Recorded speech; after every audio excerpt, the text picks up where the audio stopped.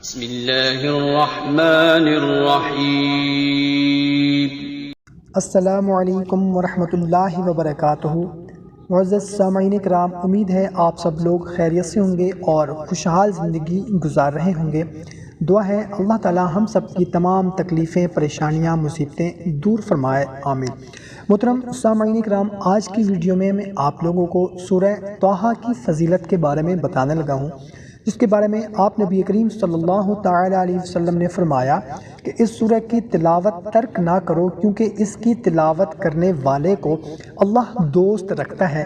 جو شخص ہمیشہ اس کی تلاوت کرتا ہے، اللہ تعالیٰ قیامت کے دن اس کا نامہ اعمال اس کے دائیں ہاتھ میں دے گا اور وہ بغیر حساب کے انشاءاللہ عز و جل جنت میں داخل ہوگا، اور آخرت میں اسے اتنا اجر ملے گا کہ وہ راضی ہو جائے گا۔ حضرت ابو ہریرہ رضی اللہ تعالیٰ عنہ نے بیان کیا کہ ہمارے پیارے نبی کریم صلی اللہ تعالیٰ علیہ وسلم نے فرمایا، آسمانوں اور زمین کو پیدا کرنے سے 1000 سال پہلے اللہ تعالیٰ نے ان صورتوں کی تلاوت کی، اور جب فرشتوں نے تلاوت سنی تو کہنے لگے کہ خوشحالی ہے اس امت کے لیے جس پر یہ قرآن اتارا جائے گا، اور خوشحالی ہے ان دلوں کے لیے اس کو اٹھائیں گے یعنی یاد کریں گے، اور خوشحالی ہے ان زبانوں کے لیے اس کی تلاوت کریں گے۔ اور اس کے علاوہ ایک اور حدیث میں ہے کہ جو شخص اس سورت مبارکہ کو صرف اللہ تعالیٰ کی رضا کے واسطے پڑھے، اس کے پہلے سب گناہ معاف ہو جاتے ہیں۔ بس اس سورت مبارکہ کو اپنے مردوں پر پڑھا کرو۔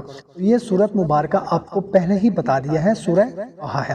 کم از کم ایک مرتبہ اس کو لازمی پڑھیں، کیونکہ جو اس سورت کی تلاوت کرتا ہے اللہ اسے پسند کرتا ہے اور وہ اللہ کا ولی یعنی دوست بن جاتا ہے۔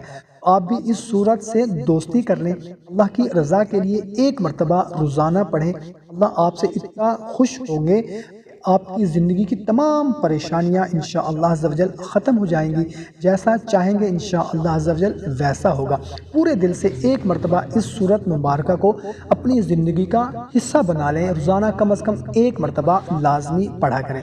دعا ہے اللہ تعالی ہم سب کی پریشانیاں، تکلیفیں، مصیبتیں دور فرمائے، آمین۔